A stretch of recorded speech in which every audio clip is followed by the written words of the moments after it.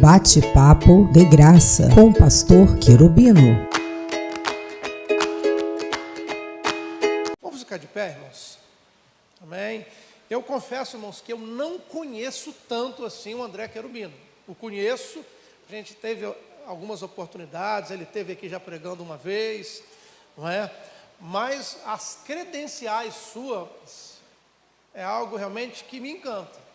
As pessoas que convivem com você falam muito bem da pessoa, não é, do André, né? Ele, como disse aqui, tem militado na casa do Senhor, e eu tenho certeza, irmãos, que Deus tem sustentado a vida do André, juntamente com a sua esposa, seus filhos, amém?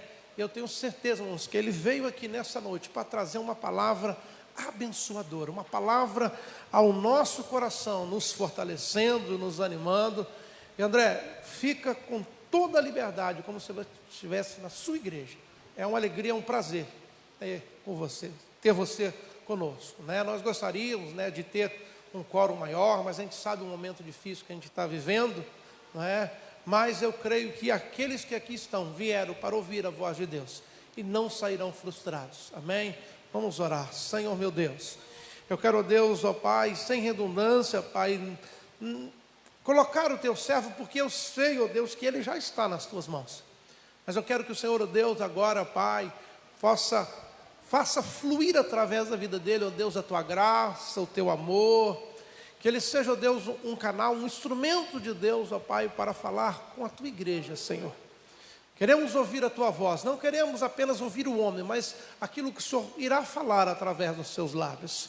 Abençoa, Deus, a sua casa, o seu ministério, que ele seja, ó Deus, ó Pai, um instrumento de Deus ao nosso coração. Queremos agradecer pelas ofertas alçadas, por cada dizimista, por cada ofertante da sua casa nessa noite, ó Pai. Que o Senhor nos abençoe, que o Senhor, ó Deus, prepare o nosso coração para receber a tua palavra, em o nome de Jesus. Amém. Irmão André, fica à vontade, meu amado.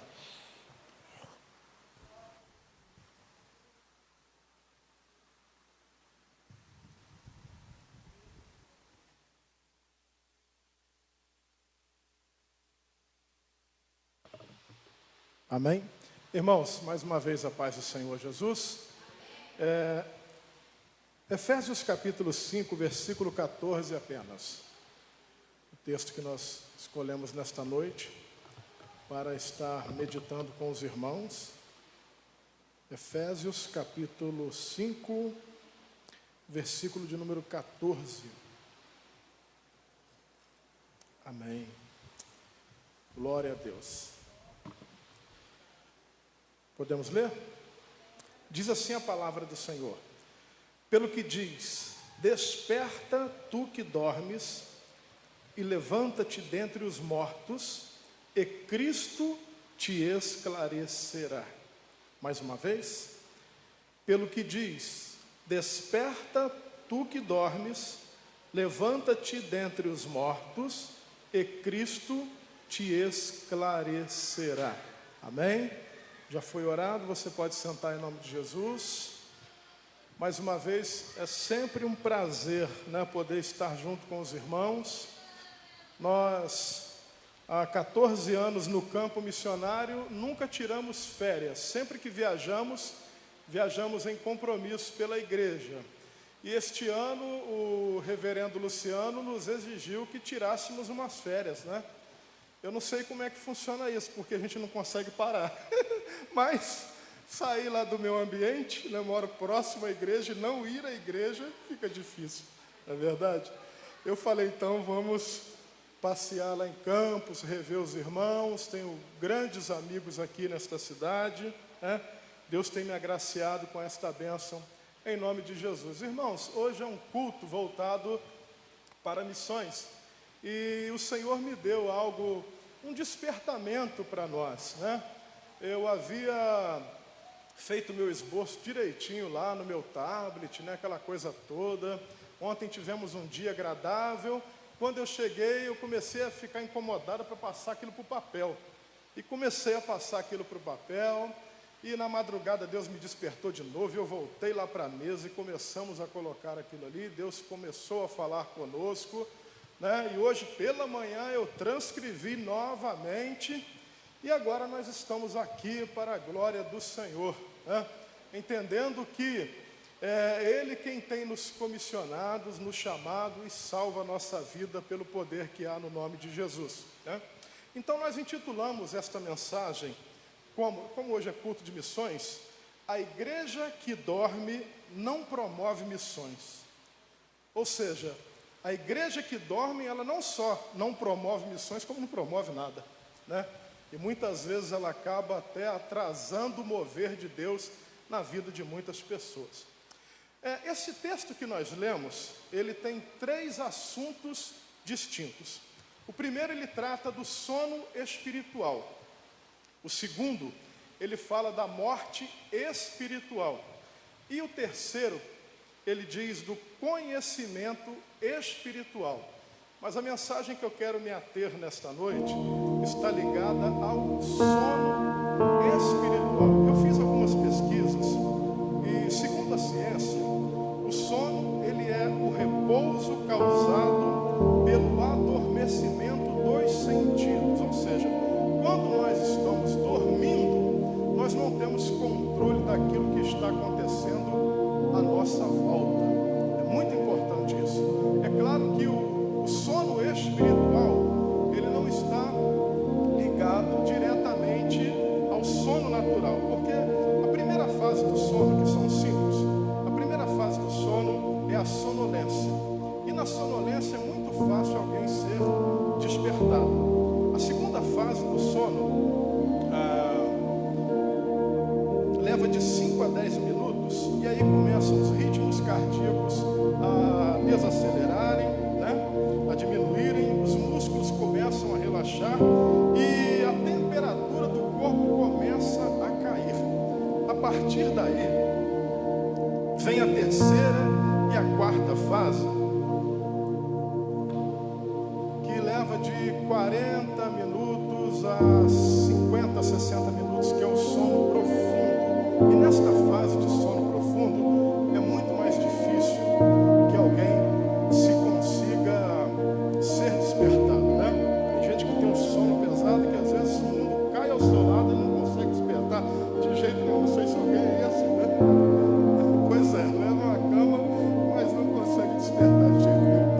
E a quinta fase do sono, ela é caracterizada pela atividade cerebral. É onde acontecem os sonhos, né? Muitas vezes o pessoal que sonha muito aí é porque o cérebro está funcionando. Então isso é coisa boa, né? Graças a Deus. Mas o sono espiritual, ele é caracterizado negativamente, porque o natural, ele serve para que nós venhamos nos recompor, né?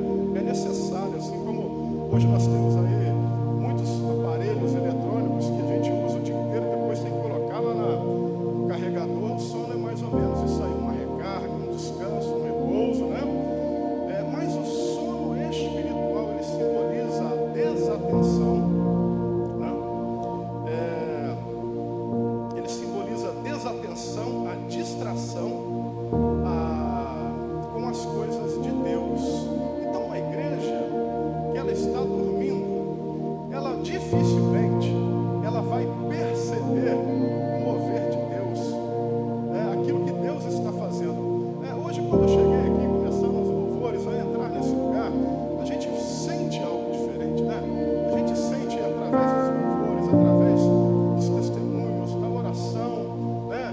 De muita coisa que é dita aqui, a presença de Deus, porque nós estamos atentos. Estamos vivendo um momento tão difícil na vida de todo mundo, né? Essa pandemia veio para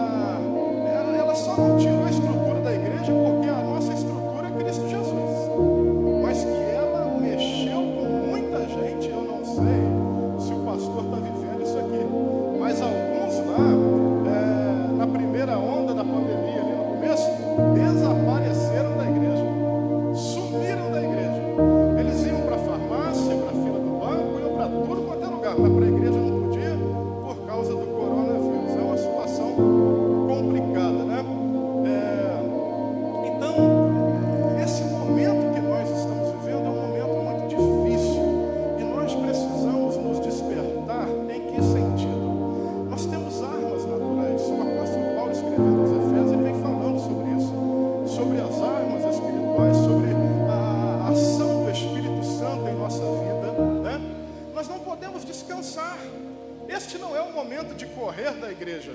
Não. Se é aqui que nós somos alimentados pela palavra de Deus, se é neste lugar que nós estamos sensíveis à ação do Espírito Santo, o primeiro lugar que eu devo correr é para a presença de Deus, né? É a presença do Senhor que testifica das coisas boas, que nos fazem vencer em dias terríveis em nossa vida. E aí eu trouxe aqui alguns pontos, né? Algumas características de um crente, de uma igreja que começa a adormecer, começa a cair no sono espiritual. E o primeiro ponto que eu trago aqui nesta noite, a primeira característica do adormecimento espiritual é o apego às coisas terrenas. Bom, você desejar, almejar, trabalhar, possuir, conquistar, você não está proibido disso. Não, pelo contrário. O Senhor, em sua palavra, muitas vezes existem muitos textos, né, que nos levam a entender que Deus nos abençoa para a prosperidade nesta terra. Tá certo? Não estou aqui pregando a teologia da prosperidade, não. Porque prosperidade para mim está definida em estar no centro da vontade de Deus. E se eu estou no centro da vontade de Deus, como filho do Senhor, Ele vai cuidar de mim, né? Vai me orientar, vai me levar, vai resolver o meu problema e vai me ajudar, me dar saúde para continuar fazendo a vontade dele. Mas qual é o problema dos apegos terrenos? O problema é quando os bens terrenos se tornam maiores do que os meus ideais em Cristo. Quando o meu apego terreno se torna mais importante do que todo o trabalho salvífico que Jesus fez por mim naquela cruz. E é interessante quando eu penso nisso, porque eu me lembro da minha infância, e eu acredito que não foi diferente na vida do pastor ali, que antigamente os louvores, a palavra, era o quê? Era apontando pro céu. Você vai ver profetas, discípulos, homens e mulheres de Deus na Bíblia, almejando o céu. E hoje nós temos uma teologia, nós temos louvores abençoadores, não podemos negar isso, mas existem uma gama de pessoas que estão trabalhando para que a recompensa seja aqui. Mas olha o que o Senhor diz na tua palavra, em Mateus no capítulo 6, versículo 21. Eu já deixei tudo marcado aqui, para facilitar um pouquinho. Diz assim, versículo 19: não ajunteis tesouro na terra, onde a traça e a ferrugem tudo consomem, onde os ladrões minam e roubam, mas ajunteis tesouro no céu, onde nem a traça nem a ferrugem consomem, e onde os ladrões não minam e nem roubam. Porque, esse é mais importante, porque onde estiver o vosso tesouro, aí também está o vosso coração. O nosso coração precisa estar no céu. Deus vai honrar você, meu irmão, naquilo que for necessário nessa terra. Você não precisa se preocupar com isso. Se empenhe, estude, trabalhe, sonhe, ore, apresente ao Senhor. Mas o que deve reger a nossa vida, o que deve alimentar a nossa alma, é aquilo que Deus tem para nós. Aleluia! Clama a mim, responder-te-ei, anunciar-te-ei coisas grandes e firmes que não sabes. Se eu estou falando para alguém nesta noite que o seu coração tem se voltado para os bens materiais somente, talvez você esteja vivendo, talvez essa pessoa esteja vivendo o início do sono espiritual, a sonolência, mas ainda dá tempo de despertar. A segunda coisa, a segunda característica, o segundo sinal que acontece na vida daquele que está dormindo espiritualmente ou está caminhando para isso, é a falta do interesse no exercício da oração. Eu não conheço nenhuma ferramenta mais eficaz que a oração. E quando eu me volto para a palavra de Deus, eu vou encontrar um Neemias da vida, que era copeiro do rei, tinha uma vida financeiramente abençoada, não havia nascido em Jerusalém, porque ele era fruto do cativeiro. E quando ele sabe que Jerusalém está em uma situação de lixo, né, de abandono, com suas portas queimadas, com seu muro derrubado, aquele homem com o coração voltado para Jerusalém, de tudo aquilo que ele havia aprendido em sua vida, ele começa a orar. Ele começa a orar e põe um desejo no seu coração de restaurar aquele lugar, para que Deus desse para ele a oportunidade de ir a Jerusalém para restaurar aquele lugar. Sabe por quê? Porque aquele homem se importava. E quando nós nos importamos com alguma coisa, nós não medimos esforços. Ele estava com a vida bem resolvida, irmãos. Ele estava tranquilo financeiramente dizendo. Ele não pensou na sua posição social. Ele não se preocupou. Ele faz uma oração de arrependimento e pedindo perdão a Deus e se incluindo como aqueles, né, que falharam diante de Deus. E a oração e a lágrima de Neemias duram cerca de 120 dias. Um dia ele entra na presença do rei, com seu semblante um pouco caído, o que seria um perigo, porque era um homem de confiança, era alguém que provava primeiro ali se havia algum alimento. Poderia o rei olhar aquilo e dizer, não, né? Tem alguma coisa errada aí, vamos matar esse homem. Nada. O rei chama para ele e diz, o que está acontecendo? Ele fala, olha, eu fiquei sabendo que o meu povo está vivendo na miséria, e eu queria tanto poder ir lá e restaurar os muros. Olha o poder da oração. O rei deixa ele ir, dá a ele autoridade para atravessar as barreiras, transpor as barreiras e ir naquele lugar. E diz a palavra de Deus que ele foi usado por Deus, teve muita resistência lá, mas foi usado por Deus e restaurou os muros daquele lugar. Sabe por quê? Quando nós estamos atentos à voz de Deus, não é a nossa capacidade, a nossa força quem vai resolver o problema, mas é o poder de Deus que está sobre a nossa vida. Então não podemos jamais deixar a prática da oração. O próprio Jesus no Getsêmani, quando estava nos seus últimos momentos, né, para ser crucificado, ele chama alguns dos seus discípulos e vai orar. Muitas batalhas da minha vida eu tenho resolvido através da oração. Quando eu fui para o campo missionário, eu tive muitas situações adversas, porque o seminário prepara a gente de uma maneira bacana, mas ali na hora, né, o seminário dá para a gente uma estrutura fora do sério. Mas o dia a dia, olha que dificuldade. Quantas vezes eu tive que derramar as minhas lágrimas e tive que orar muito para Deus trabalhar até no meu coração, para Deus aquebrantar o meu coração, para que Deus pudesse me dar vitória. E nós estamos aí por quê? Porque a mão do Senhor está conosco. Não é mérito nosso, mas nós precisamos. Se você está sentindo, se alguém nesta noite sentindo que o desânimo está chegando, que os sentidos espirituais já não estão mais do mesmo jeito que alguns anos atrás, meu querido, ainda há tempo de Deus fazer a obra da restauração. A oração, ela precisa fazer parte da nossa vida. O terceiro sinal é o desapego para a evangelização. A igreja foi chamada para evangelizar mesmo. Hoje foi lido aqui o texto de Marcos, capítulo 16, né?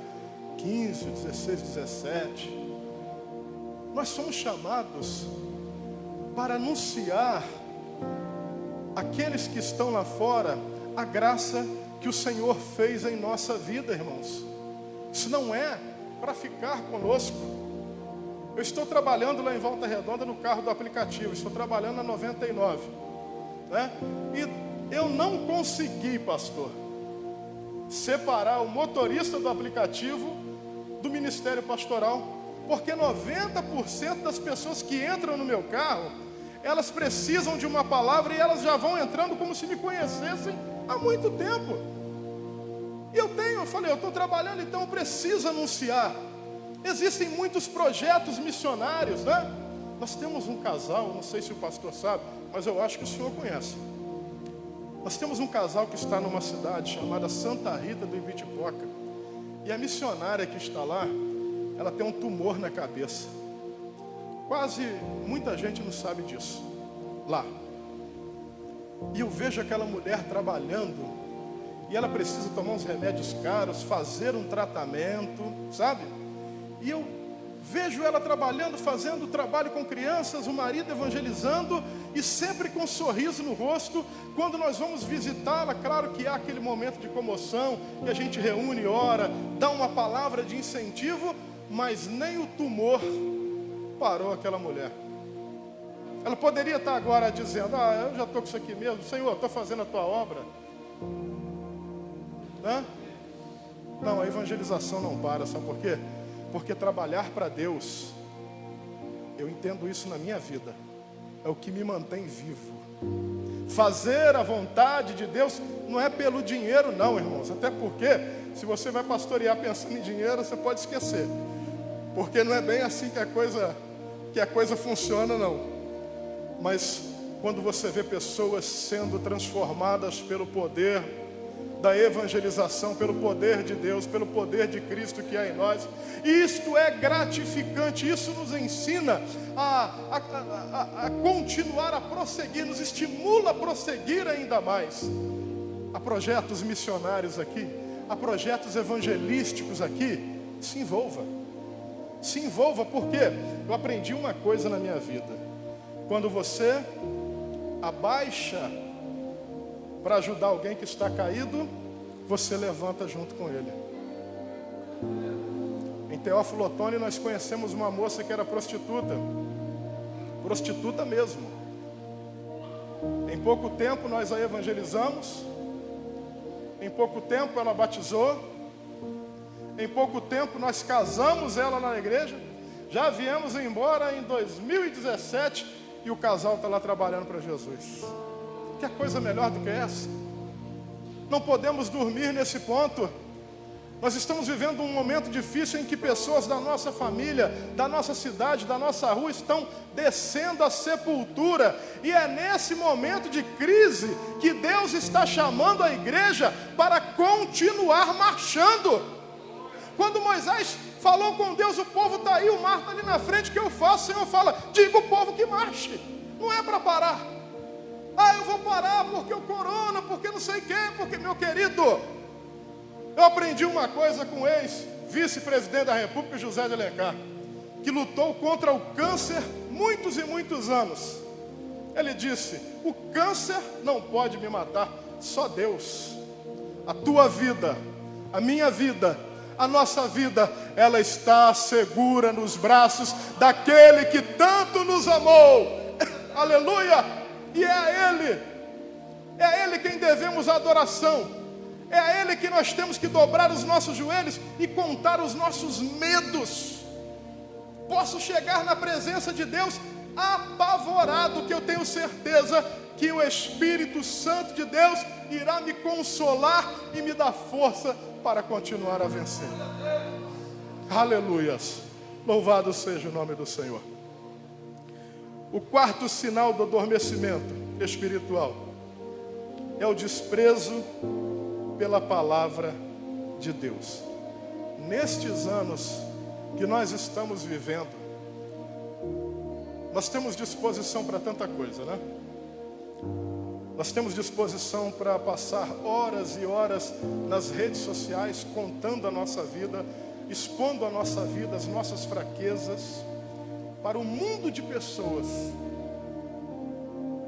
Mas muitas vezes a palavra do Senhor, ela está guardada num canto. E olha que nós temos ela até no celular. que pode ser isso? Sentamos na frente da Netflix ali e vamos maratonando algumas séries sem problema nenhum. A boca abre, o cansaço chega, mas a gente vai lá e continua. Mas não temos ânimo para ler um capítulo da palavra de Deus. Não, o salmista no Salmo 119, versículo 9, ele diz assim: como purificará o mancebo o teu caminho? Como purificará o velho o teu caminho, o jovem o teu caminho, a criança o teu caminho, a mulher o teu caminho? Observando conforme a tua palavra. Aí ele termina o 11 dizendo: escondi a tua palavra no meu coração para eu não pecar contra ti. Aí você de contrapartida tem o Josué com uma nova missão agora: ficar no lugar do Moisés. E o que é que Deus fala para ele? Não aparte da tua boca o livro da tua lei. E aí está eu querendo vencer as minhas dificuldades, as minhas barreiras, o meu desânimo espiritual, sem a palavra, sem a prática da oração, sem a comunhão com os irmãos, que é mais um ponto que nós vamos ter aqui, que é o sinal de número 5. E esse aqui é interessante, por quê? Porque ele fala do afastamento da unidade cristã. Eu estava hoje pensando nisso aí. A gente está vivendo o momento dos desigrejados, né? O discurso é tão bonito, pastor. O discurso é bonito, que eu não preciso mais de pastor. Eu sou a igreja, né? Eu resolvo, tal, sou autossuficiente. E eu sou o cara. Tá bom. Tá certo. Só que a igreja foi chamada para viver em comunidade. Você sabe o que nos decepciona na casa de Deus? Eu vou falar aqui. Pode falar, pastor? Depois só conserta aí na terça-feira. Você sabe qual que é o problema? A gente entra aqui e pensa que é um céu isso aqui. Todo mundo concorda com todo mundo. É sorriso para lá, sorriso para cá. É paz do Senhor. Não, não é. Sabe o que Deus está trabalhando aqui? As nossas diferenças. Aqui dentro desta igreja, da igreja do Senhor, Jesus, Ele está trabalhando em mim a capacidade de respeitar o meu irmão, ainda que ele seja diferente de mim. O Senhor está me ensinando a perdoar aquele irmão que me ofende. É aqui dentro que Ele vai trabalhar. Ele vai me capacitar aqui dentro para eu trabalhar lá fora. Eu estava dizendo aqui, 90% das pessoas que entram no meu carro parecem que me conhecem há muito tempo, mas 10% irmãos de Deus. Meu Jesus amado, eu não sei de onde vem aquele pessoal, mas aí o coração acelera, eu falo, não. Cristo fez a obra em mim e eu preciso ser maior do que isso. Mas o indivíduo está dormindo espiritualmente. E a primeira coisa que ele vê é o seguinte: eu vou contar uma historinha aqui. Presta atenção, lá de Teófilo Otoni. Vou falar o nome das irmãs, porque os irmãos não conhecem, não tem problema não, tá, irmãos? Tá bom, vou dar um nome fictício aqui. Irmã Joana e irmã Fátima. Pronto, nome fictício. A irmã Joana e a irmã Fátima, lá na igreja houve uma desavença entre elas, sabe? E começou uma balangação, uma briga lá, aquela coisa toda, e o pastor teve que entrar no meio. A irmã Fátima falou: eu não piso mais nesta igreja, porque esta igreja, eu não sei o que tem, e esses irmãos, e foi embora. A outra permaneceu lá com raiva. Aí o pastor vai lá conversar com a outra irmã depois de um tempo. Irmã, não, porque aquela igreja não presta. Aquela igreja. Mas era um problema delas, pessoal. O problema que uma comprou lá no nome da outra, não pagou, não tem nada a ver com a igreja. Mas a igreja era o problema. E ela disse, e ela é uma mulher de palavra. Ela falou: não piso mais naquela igreja, porque eu não quero dar de cara com aquela irmã. Eu falei, então, irmã Fátima, a senhora não volta mais na igreja porque a senhora teve uma desavença com a irmã e a situação ficou tão difícil que não dá mais para vocês se encontrarem lá na igreja. Então, a igreja não presta. É isso mesmo. Eu falei, a senhora vai mudar da rua? Por quê? Porque quando eu abro o portão aqui, eu dou de cara com a outra irmã, que é a sua vizinha de frente. Não, da minha casa eu não saio. O problema não estava na igreja.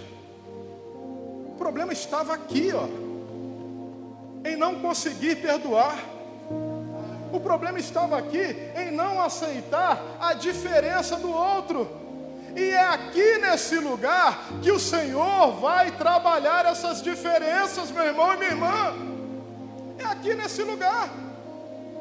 É aqui nesse lugar que Deus nos chamou para vivermos em comunidade. Mas se eu estiver sempre dormindo espiritualmente dizendo, eu nunca vou entender a palavra do Senhor para mim. Eu nunca vou deixar Deus trabalhar, quebrar o meu orgulho. Eu vou vir aqui na frente, vou cantar, vou falar bonito, né? Eu vou até às vezes me envolver nos projetos missionários, mas eu não sou dado à oração, não sou dado à palavra, não há quebrantamento em mim. O meu dinheiro vai até ajudar no trabalho missionário, almas vão ser salvas. Eu serei até um vaso, não sei se de honra ou de desonra, mas eu serei até um vaso. Mas se não tiver salvação para a sua vida, meu irmão, há pessoas que falam assim, pastor, o senhor é radical. Não sou, pelo amor de Deus, sou radical, né? Paulão falou aí, né? Disse, quando chegou lá em casa, achou que eu ia brigar com ele. Eu falei, que é isso, rapaz? Eu sou feio assim mesmo, mas eu não mordo não, né? Tenho a presença de Deus na minha vida e graças a Deus somos grandes amigos. Mas olha só, se você, se eu, se nós não deixarmos Deus trabalhar em nossa vida, não adianta. Porque a minha salvação, só Cristo é suficiente para ela. Não adianta eu fazer nada. Tudo que eu faço para Deus é simplesmente um ato de gratidão por tudo que Ele realizou em minha vida e tem realizado. Então eu posso vir aqui quebrar essa igreja, fazer uma igreja nova, gastar todo o meu dinheiro, que a minha salvação não está garantida. Eu preciso ser aquebrantado. A palavra de Deus diz, a um coração contrito e aquebrantado Deus não desprezará. Eu preciso chegar na presença de Deus, eu preciso me derramar na presença do Altíssimo, para que o Espírito Santo do Senhor complete a obra em minha vida. Sabe por quê? Está vendo o pastor sentado ali? Até o dia que Jesus vier, ele está sendo aperfeiçoado pelo Senhor. Até o dia que Jesus vier, ele estará completando a obra dele em nossas vidas. Nós precisamos da graça de Deus em nós. Não adianta bater no peito, porque nenhum de nós somos autossuficientes. E a igreja que ela está dormindo, a igreja que dorme, ela despreza o seu pastor. É interessante, sabe por quê? Quem é o inimigo da igreja? Pode falar alto aí para eu ouvir. É o diabo. Mas para a igreja que dorme, é o pastor que é o inimigo. Me perdoa, tá, pastor? Tem muito tempo que a gente se vê. Sabe por que que é? Porque há projetos. Eu vivi isso na minha vida. E às vezes a gente vive. Há projetos que nós lançamos, que são projetos vindo do coração de Deus para nós, orientação de Deus para nós. E a maior dificuldade que nós temos, muitas vezes, não é com o diabo. Porque o diabo é nosso, não é inimigo? E se ele é nosso inimigo, o que vamos esperar do diabo? Que ele se levante contra nós. Mas é dentro, muitas vezes, do convívio do nosso rebanho, muitas vezes, é que nós somos afrontados, é que nós somos perseguidos, é que parece que algumas pessoas, não tendo a sensibilidade espiritual, começam a podar o seu pastor. Há pessoas que chegaram para mim e disseram assim: o meu dízimo está há 5 meses guardado lá em casa. Quando o senhor for embora, eu entrego. E foi mesmo. E a obra precisando, carecendo, necessitando. Esse projeto que o Senhor trouxe aí, eu não vou fazer, e o que eu puder fazer, eu já ouvi isso, o que eu puder fazer para atrapalhar, eu vou fazer. Porque muitas vezes os olhos estão fechados, os sentidos espirituais estão limitados. Aí nós encontramos o capítulo 13 de Hebreus, presta atenção nisso. Obedecei a vossos pastores e sujeitai-vos a eles, porque velam por vossas almas, como aqueles que hão de dar conta delas. Olha a responsabilidade. Eu estou falando do pastor, mas da liderança em geral. Para que o façam com alegria. Aí eu lembrei, sabe de quem? Do apóstolo Paulo escrevendo aos Filipenses. Quando o apóstolo Paulo estava trabalhando com os filipenses, aquela igreja vestiu a camisa. Aquela igreja trabalhou com ele nos projetos missionários, em tudo. E quando ele foi embora e estava preso, aquela igreja, mesmo ele não pastoreando mais, estava sustentando ele lá. Sustentava na oração, sustentava no amor fraternal e sustentava em todas as partes. Se a igreja desperta para facilitar a vida do seu dirigente, aí eu não estou falando de dinheiro não, tá, irmãos? Eu não estou falando de dinheiro, eu estou falando de alguém que desprende de momentos do seu tempo para dobrar o joelho e orar pelo seu pastor. Eu estou dizendo de pessoas que às vezes nem concorda muito com o projeto, mas diz: não, eu tenho certeza que Deus está nesse negócio. Senhor, trabalha, ajuda, levanta mantenedores. Senhor, aviva a sua obra. Senhor, abençoa o teu servo que está ali na frente. Mas sem sensibilidade espiritual não tem como. Aí o versículo 13 que eu estava lendo aqui, deixa eu ver se eu acho aqui.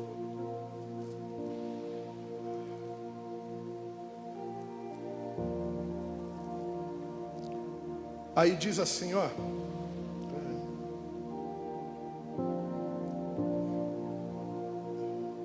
para que faça com alegria e não gemendo.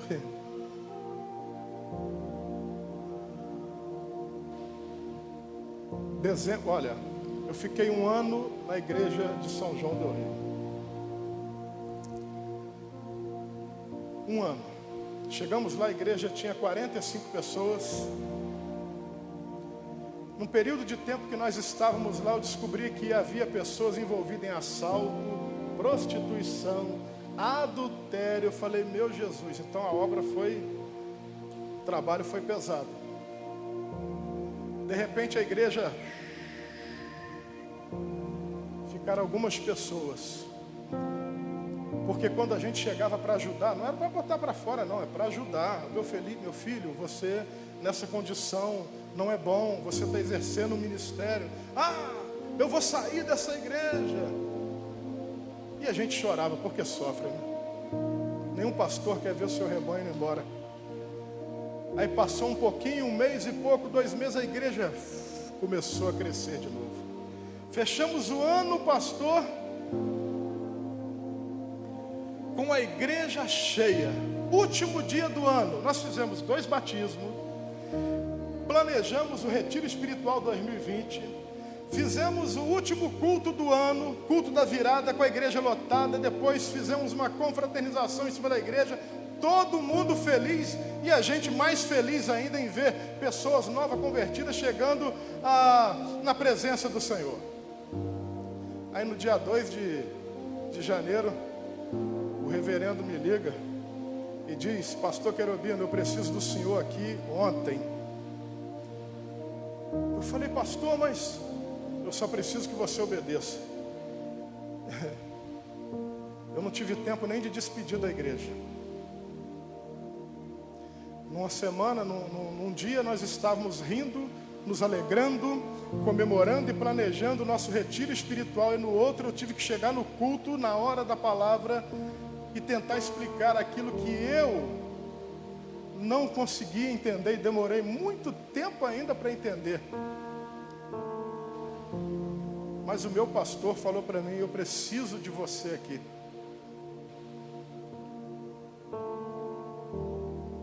Eu não queria entender, eu não conseguia entender. Mas eu entendi que eu tinha que obedecer. E nós fizemos 1 ano já na igreja em Nova Primavera. Foi o ano mais difícil do meu ministério. Nesse ano mais difícil do meu ministério, em que eu, apesar de sofrer, em ter que deixar os irmãos lá, eu não tinha uma casa. Deus me deu uma casa. O meu filho estava noivo, nem pensava em casar agora. Falou: pai, eu quero casar esse ano. Deus deu uma casa para ele também. A igreja não perdeu nenhum membro, a não ser 2 pessoas que faleceram já por causa de doenças que já tinham, né? Mas entraram mais 2. Fechamos o ano mais difícil. Sabe por quê? Quem sustenta a obra não sou eu. É o Senhor que é o dono da obra. Quando eu obedeço, Ele faz o milagre. O problema não é abrir o mar. O problema não é abrir o mar. Abrir o mar não é comigo nem com você. O que nós temos que fazer é marchar em direção àquilo que o Senhor está determinando em minha vida. Agora, fazer milagre é com o Senhor. Abrir o mar é com o Senhor. Derrubar muralha é com o Senhor. Abençoar a tua vida no sobrenatural é com Deus. Então vamos despertar, porque não é tempo mais de nós ficarmos dormindo. Se a situação está aí, todo mundo preocupado com a segunda onda, qual é a ferramenta que Deus te deu? Palavra e oração. Ame o teu pastor, ame a tua igreja, aprenda a conviver com o irmão que está ao teu lado. Aí você pode sair para fazer missões e o mundo será saqueado e o povoado será o céu, em nome de Jesus. E você será o instrumento usado por Deus. Nós seremos o instrumento usado por Deus para que a graça dele se manifeste a todos os homens. Não é tempo de parar. Não é tempo de abandonar a igreja. Se for preciso, faça 10 cultos. Se for necessário, faça 10 cultos durante o dia. Mas se achegue a Deus. Se está difícil, está desanimado, além da oração, você tem o anjo da igreja que Deus colocou aqui. Junto com ele tem um ministério que é de confiança, que Deus levantou aqui neste lugar para abençoar a sua vida. Pastor, me desculpe, mas esta é a palavra que Deus colocou. O pastor não é teu inimigo. A família do pastor não é teu inimigo. O nosso inimigo se chama Satanás, e ele já está derrotado em nome de Jesus. Em nome de Jesus. Vamos fazer missões, porque as almas estão perdidas. Há muitas pessoas à nossa volta precisando de Jesus. Vamos despertar, talvez, de um sono que está iniciando em nossa vida. Vamos fugir de tudo aquilo que nos leve para longe de Cristo e vamos nos achegar a Deus, porque o que Deus tem para você aí sim é vitória. E a vitória que Deus tem para você vai além de qualquer coisa terrena que o mundo possa te dar, mas está na eternidade. Apocalipse capítulo 21, versículo 7 diz: ao que vencer, herdará todas as coisas. Eu serei o seu Deus e ele será o meu filho. a maior vitória nossa será quando nos encontrarmos no céu de glória com Jesus. Que Deus os abençoe, continue orando por nós e que a graça do Senhor permaneça sobre a tua vida, em nome de Jesus.